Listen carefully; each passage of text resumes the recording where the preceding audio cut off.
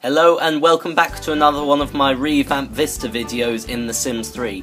This is the series where I take the Sims 3 store world of Monte Vista and I take out all the current existing lots and replace them with new lots that I have built myself to eventually create a fully functioning town that your Sims can play in if you had all these lots. And I haven't actually uploaded any of these lots to the Sims 3 website, and that's purely because it takes a very long time and occasionally my game glitches out and doesn't want to upload them.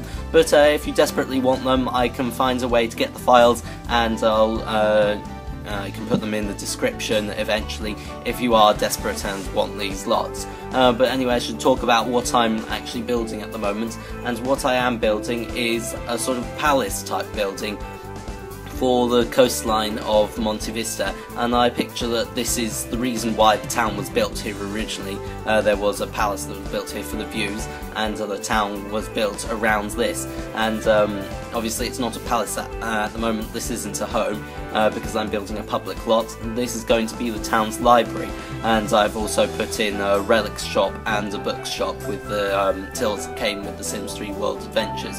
So you can see a lot of relics on sale in this lot, as well as all the library bookshelves and stuff.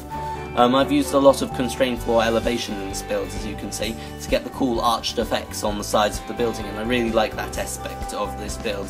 It took me a long time to get all the constrained floor elevation stuff done, but it now looks really cool once it's done, and it's sort of the main feature of this build.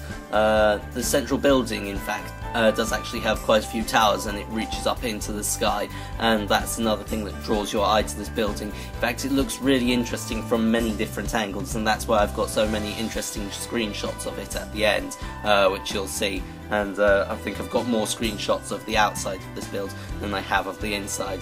I've also managed to use a domed roof on the central tower of the building. You can see there's that octagonal pattern right in the middle there, and that's where the domed roof is going underneath a small sort of pavilion-like tower, which you will see once I put it in. Now, although as I mentioned before, I built all of these lots a pretty long time ago, and it's only now that I've started recording building videos of them, I do remember making this build because I spent a really long time doing lavish furnishings on the inside, and it looked quite incredible, but then my game crashed when I was exiting to the world, and I was so annoyed, which is why the decoration inside is now fairly minimal, because I just didn't want to have to go through and do all that extravagant decorating again, because I had already done it, which as I said is why the decoration is minimal. I've got all the bookshelves. I've still added detail in other places, but I think a lot of the detail for this lot comes in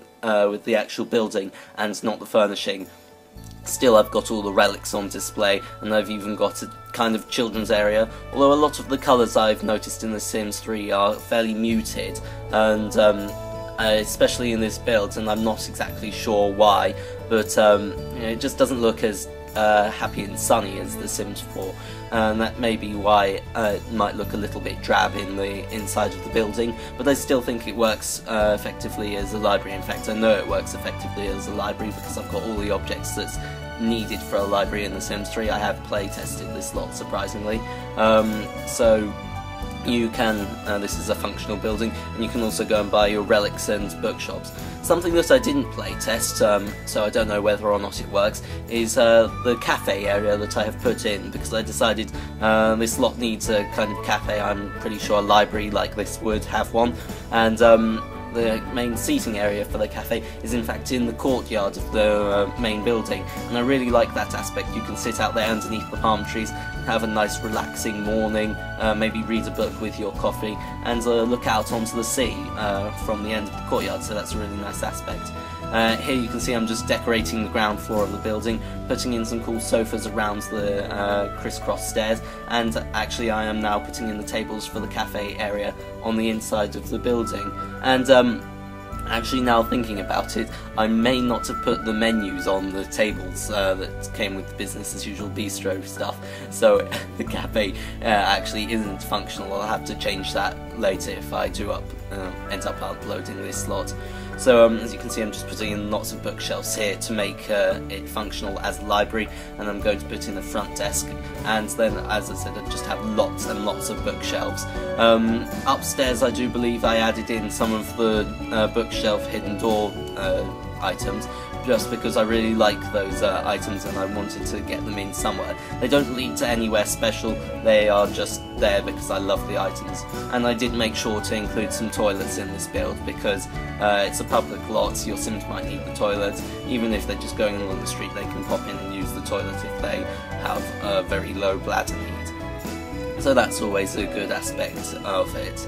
I've now moved up onto furnishing the upstairs floor. I've got a lot of spiral staircases in each of the towers, so your Sims can go up the towers if they want to get a better view of the world or just explore.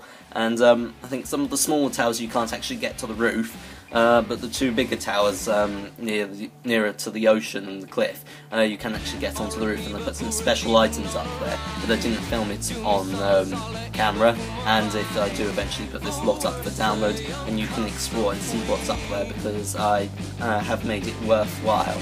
And I'll just give you a hint, I used the By-Debug catalogue to get the objects up there, so they're not usual objects.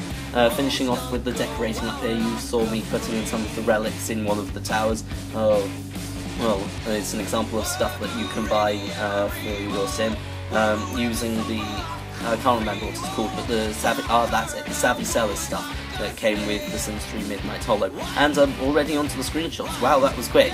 So here you can see the outside of the build, as I mentioned, lots of tall towers and a very extravagant, lush outside. I've got these orange, yellow and red trees I thought looked quite nice, and I used world edits to put them in. And I wish that I tried to put in one of the cherry trees, the pink trees, but it just didn't look right with all the other colours, and I wish I had managed to get it in somewhere, but I just didn't know where to put it in, because I think that's quite a rich tree, sort of manner as it is. So as you can see, lots of bookshelves, a lovely view up the main central staircase here in the library with the crisscrossing stairways, and your Sims can get out onto the main roof section of this build. There's some chairs to sit out and just sit around the campfire up there, not really a fire pit, more. I've also got some of the braziers on the roof. So I think these are the last few shots of the build, and I want to thank you all very much for watching, and goodbye.